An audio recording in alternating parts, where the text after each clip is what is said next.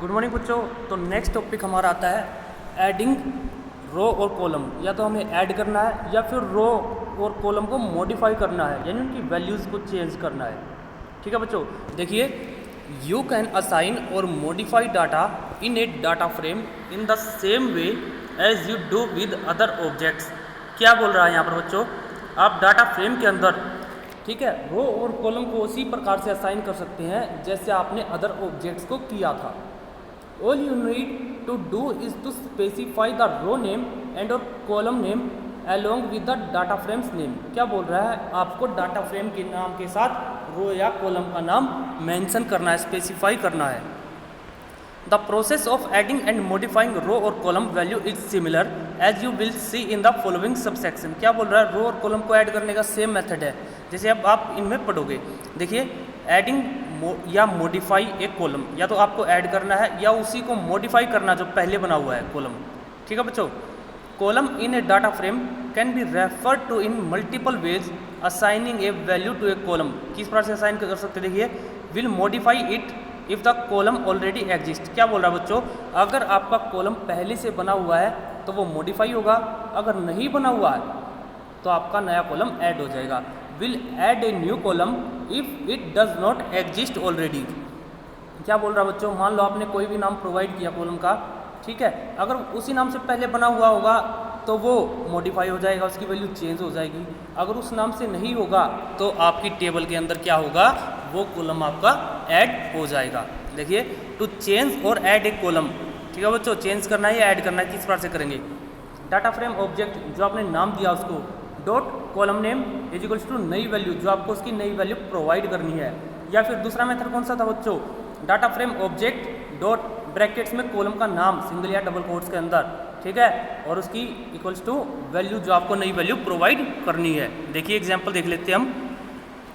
If the given column name does not exist in data frame then a new column with this name is added. जैसे कि data frame 5 था हमारा, हमने density को add किया, column का नाम लिखा डेंसिटी और इसकी वैल्यू दे दी 1219। ठीक है बच्चों, हमने केवल सिंगल वैल्यू प्रोवाइड की है, डेंसिटी आपका कॉलम का नाम है। ठीक है, तो देखिए नया कॉलम आपका डेंसिटी ऐड हो गया, जितनी रो होंगी उन सब के अंदर आपकी 1219 वैल्यू आएगी। ठीक है बच्चों, क्योंकि आपने यहाँ पर सिंगल वैल्यू प्रोवाइड की है। अगर आपको सबकी सेपरेट सेपरेट वैल्यू प्रोवाइड करनी है तो आपको उतनी वैल्यू प्रोवाइड करनी पड़ेगी जितनी आपकी रो होती है। देखिए मान लो आपकी रो है दिल्ली मुंबई कोलकाता चेन्नई, 4 रो हैं, तो आपको इनकी 4 डिफरेंट वैल्यूज़ यूज़ करनी पड़ेंगी। लेकिन आपको एक बात का स्पेशली ध्यान रखना बच्चों, अगर आप 4 से ज़्यादा वैल्यू को असाइन करोगे, मान लो आपने 5 या 6 को असाइन कर दिया वैल्यू को, तो आपको एरर शो कर देगा। क्यों, उसका रीज़न ये है क्योंकि आपकी जितनी नंबर ऑफ रोज होंगी उतनी ही आप वैल्यू प्रोवाइड कर सकते हो। देखिए इसने आगे बता रखा बच्चों आपको, although the above method adds a column but here the catch is that all the rows of this new column have the same given value। यानी आपने केवल एक वैल्यू प्रोवाइड की है तो सबकी सेम वैल्यू आएगी।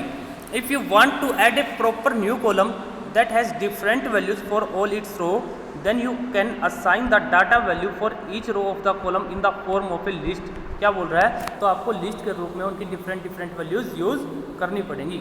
देखिए डाटा फ्रेम 5 डेंसिटी 1500 12 19 16 30 1050 1100, कितने कॉलम है, रो कितनी है बच्चों, 5, तो इसने 5 ही वैल्यू प्रोवाइड की है।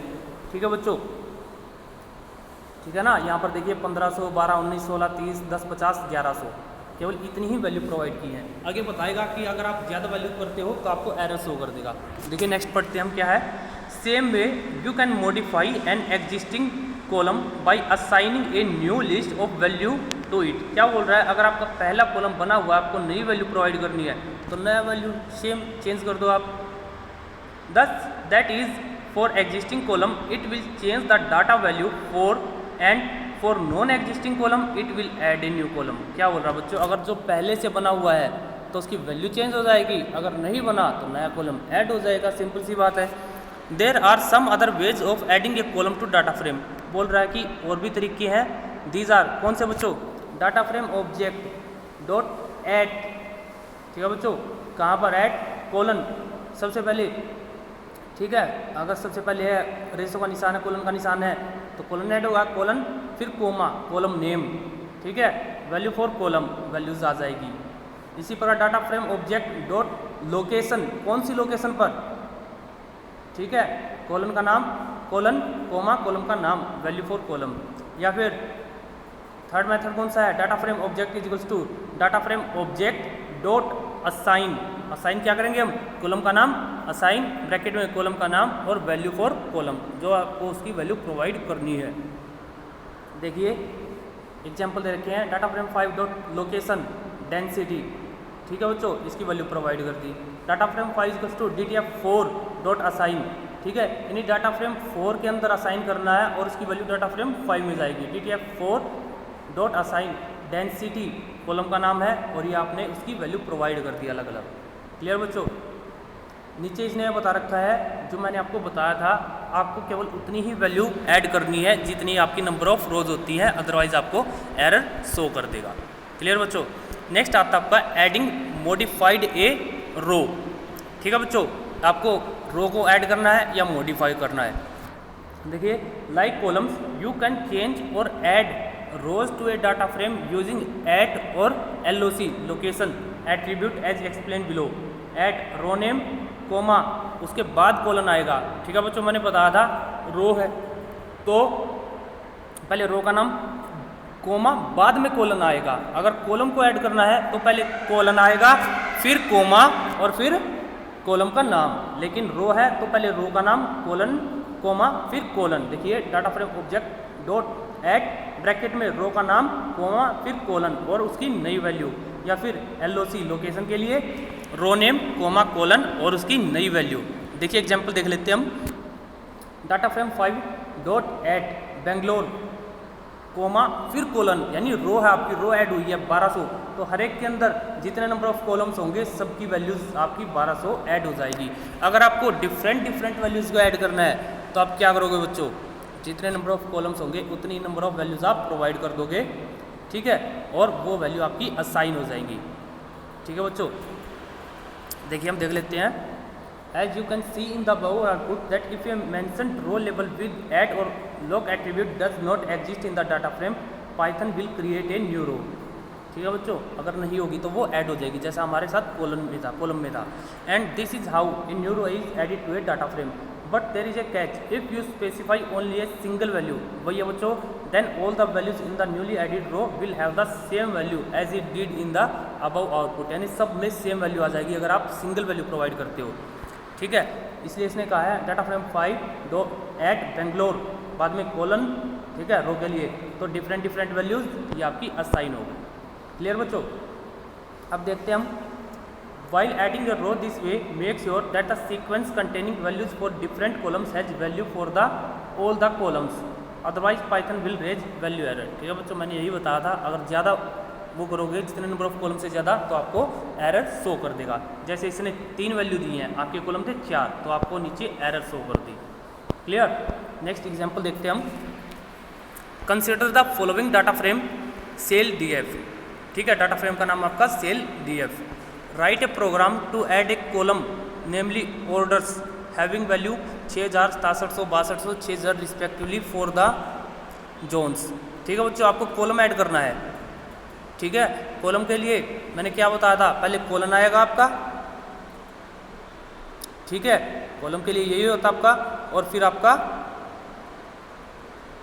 कोमा और फिर कॉलम का नाम। 2 तरीके हैं आपके।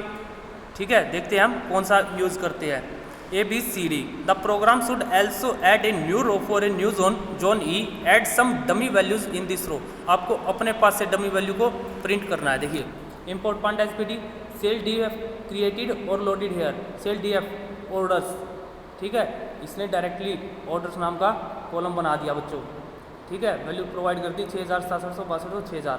सेल DF डॉट लोकेशन, ठीक है, जोन E, देखिए कोमा और उसके बाद कॉलन, तो क्या होगा, ये रो क्रिएट होगी, क्योंकि बाद में जो होता हमारा कॉलन वो रो क्रिएट होती है। डमी वैल्यू 5000, 45000 और 5000। ये देखिए बच्चों, दो तरीके हैं आपके पास कॉलम्स को क्रिएट करने के, तो आप डायरेक्टली नाम लिख सकते हो, ऑर्डर्स लिखा आपने, या फिर सबसे पहले कोलन आएगा आपका, फिर कोमा और कॉलम का नाम ऑर्डर्स, और फिर आप वैल्यू प्रोवाइड कर सकते हो। कोई भी मेथड बच्चों आप यूज़ कर सकते हैं, ये आपके ऊपर डिपेंड करता है।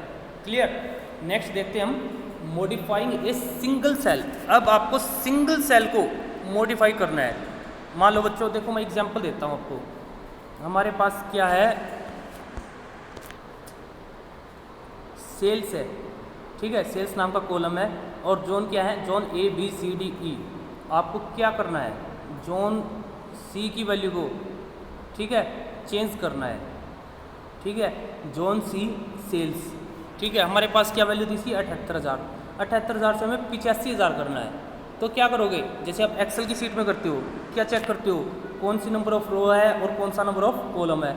इसी प्रकार से सिंगल सेल की वैल्यू को चेंज करना है, तो आपको उसका रो का नंबर भी और कॉलम का नंबर भी दोनों पता होने चाहिए। देखिए किस प्रकार से, you may use data frame dot I at, यानी आई एट क्या बच्चों, आई मैंने क्या बताया था, index at row position comma column position to modify value using row and column position. Refer multiple choice question wise given in objective type questions at the end of this chapter. बोल रहा है कि MCQ भी दे रखा है इसका।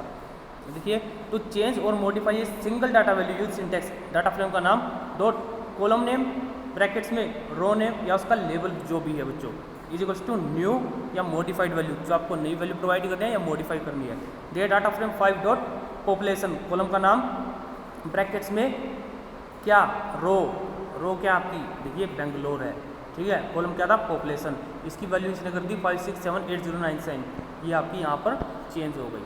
ठीक है बच्चों, इस प्रकार से आप वैल्यू को चेंज कर सकते हैं, या तो ये मेथड या फिर आई eight, index at, row position, column position, दोनों मेथड में से आप कोई भी मेथड यूज कर सकते हैं। ठीक है बच्चों, आज के लिए हम केवल इतना ही करते हैं, नेक्स्ट वीडियो में आगे करेंगे। धन्यवाद बच्चों।